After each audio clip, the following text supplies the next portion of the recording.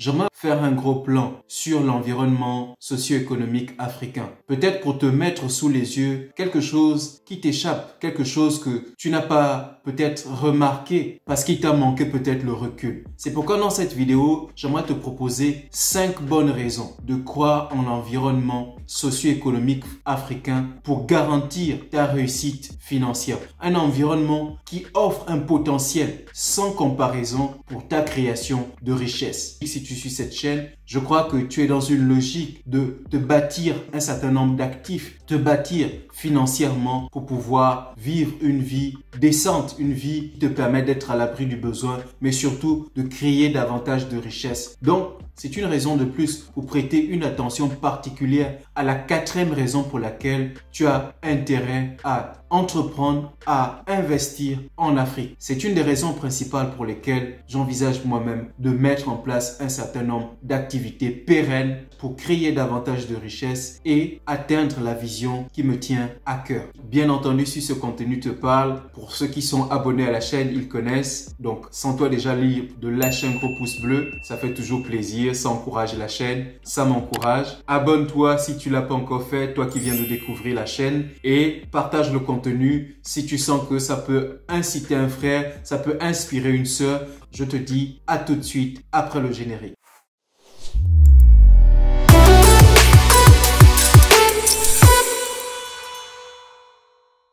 La première des raisons pour lesquelles l'environnement africain, pour moi, offre un potentiel sans nul pareil en matière de création de richesse est le secteur informel. En fait, sur le continent africain, tu as de bien meilleures chances, grâce au secteur informel, d'entreprendre et de créer ton business que tu vas faire grandir et qui va te permettre de te bâtir une fortune. Pourquoi? La raison est toute simple. En fait, entreprendre, cela signifie que tu vas créer un produit, que tu vas créer un service que tu vas amener sur le marché. Et une chose est déterminante, c'est le business model de ton entreprise. Donc, le business que tu vas créer. Le business model répond à une question simple. Comment est-ce que tu vas gagner de l'argent avec ton produit? Comment est-ce que tu vas gagner de l'argent avec ton service? En fait, tu dois pouvoir faire une étude de marché, une étude microéconomique qui te permet de prendre ton produit, de le tester pour voir qui sont les clients, quelle est la tranche d'âge qui s'intéresse à ton produit, à ton service, quel est le sexe, c'est-à-dire est-ce que ce sont les femmes, est-ce que ce sont les hommes qui s'intéressent à ton produit, à ton service. Et pendant que tu es dans cette étude de marché, dans le secteur informel, tu n'as pas à payer de taxes parce que ton entreprise, tu ne l'as pas enregistrée, ce qui est totalement l'opposé en Europe, en Occident. Donc en fait, avant de savoir si le produit ou le service que tu amènes sur le marché marche, enfin, s'il te permet de gagner de l'argent, tu commences en fait déjà à dépenser de l'argent ici en Europe avant même d'avoir commencé à gagner quoi que ce soit. Ce qui n'est pas le cas sur le continent africain grâce au secteur informel, je dis bien grâce au secteur informel qui est prédominant. Et donc, à ce niveau, tu as le temps de savoir si, par exemple, tu te lances dans la production de tubercules de manioc, tu as le temps de prendre après ta production, de tester le marché pour voir si est-ce que c'est plus intéressant pour toi de vendre ton tubercule de manioc à des revendeuses qui, elles, transforment ce tubercule de manioc en manioc pour le vendre à des clients, ou alors c'est plus intéressant pour toi de le transformer toi-même ton manioc en manioc, ou alors tu frites peut-être le tubercule de manioc que tu proposes comme peut-être des frites. Ce serait audacieux, mais c'est une innovation dans le cadre de la production. Mais pour ça, tu as besoin de tester le marché. Et ça prend du temps, le temps d'avoir le bon retour client et donc d'avoir le bon business model qui, lui, te garantira bien sûr de faire de l'argent parce que tu sauras déjà à qui vendre et dans quelle proportion. Et puis bien sûr, tu vas tout simplement augmenter ensuite ton investissement. Ce qui nous amène ainsi au deuxième point de cette vidéo. La deuxième raison pour laquelle l'environnement africain t'offre de meilleures chances de réussite dans le cadre de la création de ta richesse est que en Afrique, pour te lancer, tu n'as pas besoin d'un gros capital de départ. Tu n'as pas besoin d'un gros capital d'investissement. Sur le continent, tu es capable de te lancer grâce encore une fois au secteur informel avec à peine 20 000 francs, à peine 50 000 francs, 100 000 francs, à peine 200 000 francs. Contrairement à si tu étais en Europe, par exemple. Et je tiens à te signaler qu'ici, lorsque tu te lances pour créer un business, je ne sais pas moi, ouvrir généralement un restaurant ou quelque chose comme ça. Ce sont les business communs qui sont faits ici, ou un afro-shop. C'est ce que les Africains de la diaspora, en règle générale, font. Tu as besoin d'un investissement de base autour de 10 000 euros. Et ça, c'est sans la garantie que l'investissement que tu as fait va te rapporter de l'argent. Donc, tu prends un local, tu peux être au mauvais endroit où il n'y a pas véritablement de clientèle et tu es obligé de mettre la clé sous la porte après peut-être 5 mois ou 6 mois parce que ça n'a pas marché. Et là-dessus, je tiens à te le dire, tu as en plus de cela une dette parce qu'en règle générale, on s'endette pour pouvoir lancer des business de ce genre ici. Une chose que tu n'as pas besoin de faire si tu es sur le continent africain. Et donc, c'est une chance. Il suffit tout simplement d'apprendre à voir les choses autrement. Tu peux te lancer dans un business de salade de fruits, que tu peux lancer avec 20 000 francs, que tu peux lancer avec 30 000 francs. Tu peux te lancer dans un business d'achat-revente de produits en commençant au quartier avec 100 000, 150 000. Dès que ça commence à te rapporter un peu de bénéfices, tu réinvestis ces bénéfices-là et tu prends une partie que tu utilises pour augmenter le volume de ce que tu produis et l'autre que tu peux utiliser maintenant pour le marketing, pour la publicité. Donc, si tu as une bonne vision pour le business dans lequel tu es, si tu as une bonne gestion de tes finances, une bonne comptabilité, tu peux faire la différence dans cet environnement socio-économique. Ce qui nous amène ainsi au troisième point, qui est celui de la faible concurrence sur le continent africain.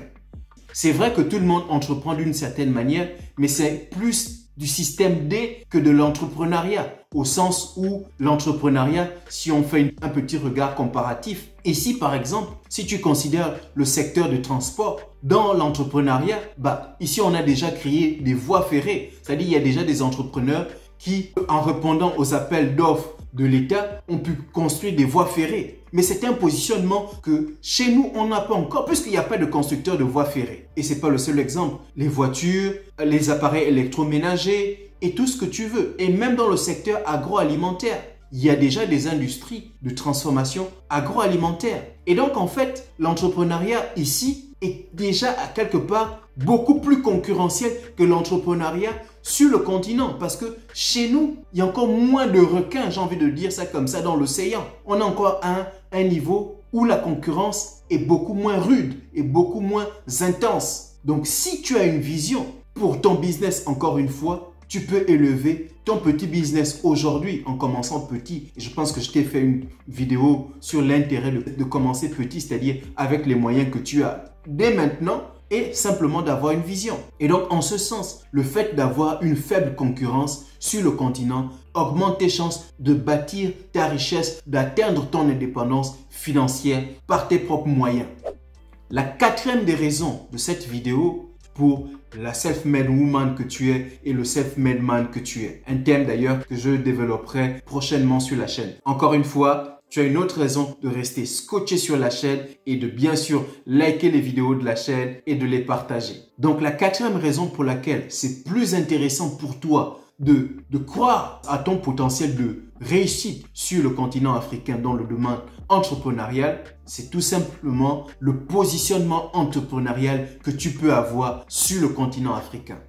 Positionnement entrepreneurial. Laisse-moi te dire ce que j'entends par là. Alors, le positionnement entrepreneurial, pour moi, c'est tout simplement la place que va occuper ton entreprise par rapport à d'autres. Si par exemple, aujourd'hui, tu te lances dans le cadre de la production et de la transformation du tubercule. Il y en a combien aujourd'hui qui transforment le tubercule sur le continent au point de produire en grande quantité. Donc en fait, tu as de bien meilleures chances sur le plan agroalimentaire de te positionner et de construire une entreprise d'une taille importante qui va s'imposer par rapport à si tu venais te lancer par exemple ici en Europe pour pouvoir transformer le tubercule ici ou pour venir transformer la banane ici ou pour venir transformer, je ne sais pas moi, le lait de vache ici. Parce que ici, en fait, c'est un domaine qui est déjà pleinement saturé. Il y a déjà des gens dans le secteur agroalimentaire et qui y sont depuis des années. C'est la même chose. Si tu te positionnes dans la production agricole, tu as de bien meilleures chances d'être un géant dans le secteur sur le continent africain parce qu'il n'y a pas de grands et de géants dans le secteur de la production agricole. À part, bien sûr, les produits destinés à l'export, c'est-à-dire le cacao, le caoutchouc et autres. Mais pour ce qui est des produits alimentaires, dont la demande est importante, le riz, la banane, le tubercule et tout ce que tu veux, que les Africains consomment, il n'y a pas de géants dans le secteur. Même si aujourd'hui on observe que les Chinois ont de plus en plus tendance à occuper ces secteurs, notamment en se positionnant par exemple aujourd'hui dans la production de la tiéké. Là encore une fois, il faut être éveillé. Ce n'est pas le moment de laisser ces secteurs être saisis par d'autres parce qu'il y a encore la possibilité de les occuper. Et cela veut dire donc que tu as de meilleures chances de te bâtir une grande entreprise. Mais ce n'est pas tout. Tu as la possibilité de véritablement faire fortune sur le continent. Je tiens à te rappeler que le noir le plus riche au monde est africain. Je parle de M. Aliko Dangote et du Dangote Group, dont la richesse vient principalement des produits qui sont non seulement produits en Afrique, mais aussi vendus en Afrique. Donc en fait, le mythe qui montre que les Africains sont pauvres et qui est véhiculé par les médias occidentaux est faux. Sinon, Dangote ne serait pas milliardaire sur le continent africain. Il est milliardaire en exploitant le ciment, c'est-à-dire il a pu déjà démystifier le fait que ce sont seulement les multinationales qui transforment nos matières premières, c'est-à-dire nos matières du sous-sol. Ils transforment le calcaire, je te rappelle, en ciment. La deuxième des choses, il produit aujourd'hui du riz, il produit des pâtes et il gagne des millions de dollars avec cela. Donc, ce mythe, encore une fois, qui dit que l'Afrique est pauvre, l'Afrique n'a pas les moyens de se prendre en main, est faux. Et ce n'est pas le seul qui réussit sur le continent. L'hôtellerie avec Mami Nyanga, c'est-à-dire la Camerounaise et self-made woman Françoise Pouené, qui aujourd'hui a un positionnement enviable. Mais cela montre que c'est possible dans le secteur aussi de l'hôtellerie de se bâtir un empire et de faire fortune. Ce n'est pas la seule. Dans le secteur, encore une fois, de l'agroalimentaire, le Camerounais, dont j'aime bien parler sur cette chaîne parce que pour moi, c'est une source d'inspiration. Je parle de Thierry Niamen, qui aujourd'hui, grâce à ses produits auxquels je fais volontiers écho ici sur cette chaîne, donc la marque Tanti, dont les produits, encore une fois, tutoient aujourd'hui les produits des multinationales, tels que Nestlé et autres. Donc en fait, c'est possible de se bâtir un empire sur le continent africain et de faire fortune. Ce qui nous amène à notre cinquième et dernier point. Le cinquième et dernier point de cette vidéo est une des raisons majeures pour lesquelles tu dois commencer dès à présent si tu ne croyais pas en l'Afrique ou si tu vivais encore dans les mythes mensongers que l'on produit et que l'on te déverse sur le continent à travers les médias occidentaux. Cette raison, c'est le potentiel de croissance réel qu'offre le continent. Alors, en quoi est-ce qu'on reconnaît que l'Afrique t'offre de bien meilleures chances de réussir à créer ta richesse sur le continent? C'est la présence abondante de multinationales du monde qui pilulent sur le continent. Si l'Afrique est si pauvre que ça, pourquoi ces multinationales sont-elles là et en aussi grand nombre sur le continent? T'es-tu posé cette question seulement? Je vais y répondre ici. La première des choses, c'est que ces multinationales cherchent à augmenter leur production. Si on prend par exemple le secteur de l'or ou du diamant si tu veux, des minerais, les géants mondiaux de la production de l'or, mais pour qu'ils puissent continuer à produire de l'or en quantité, tu te doutes bien qu'il faut qu'ils trouvent des endroits où ils prennent cet or. Et comme tu le sais, le sol africain est un des sols les plus riches en matière de minerais. Donc en fait, ça veut dire que le continent offre la possibilité à toi, jeune Africain, d'exploiter l'or. Je te l'ai dit, M. Aliko Dangote exploite le calcaire pour en faire du ciment. Et ce n'est pas tout. Si aujourd'hui, il est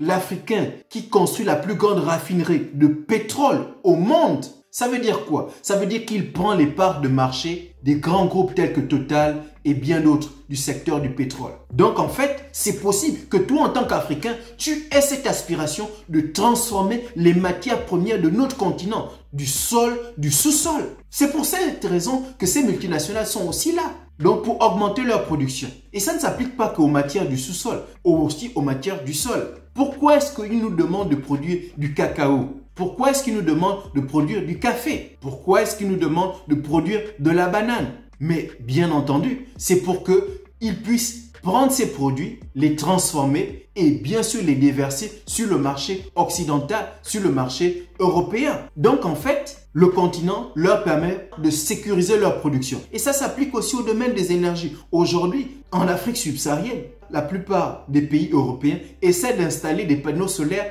pour produire l'électricité en Afrique qui va être exportée en Europe. Et je ne t'apprends rien à ce niveau. Donc, ils tentent de sécuriser leur production. Mais aujourd'hui, j'ai envie de t'encourager à croire que toi aussi, tu peux gagner des marchés en évoluant dans ces secteurs-là qui étaient jadis consacrés à ces multinationales. C'est possible. Certes, il faut une démarche de l'État stratège. Et c'est ce que l'État nigérien fait en permettant aux Nigériens de devenir milliardaires, c'est-à-dire en permettant aux entreprises nigériennes de grandir. Et je pense que là, encore une fois, les pays francophones ont besoin de tirer des leçons de tout cela. Il est impossible que l'Afrique s'enrichisse si l'Afrique n'a pas des entrepreneurs qui s'enrichissent. S'il n'y a pas des jeunes entrepreneurs qui deviennent des petites et des moyennes entreprises, qui ensuite deviennent des multinationales dans des secteurs clés en recevant des marchés de la part de l'État. Quand l'État fait des constructions de routes, l'État doit pouvoir donner ces marchés aux nationaux ou au moins à des panafricains.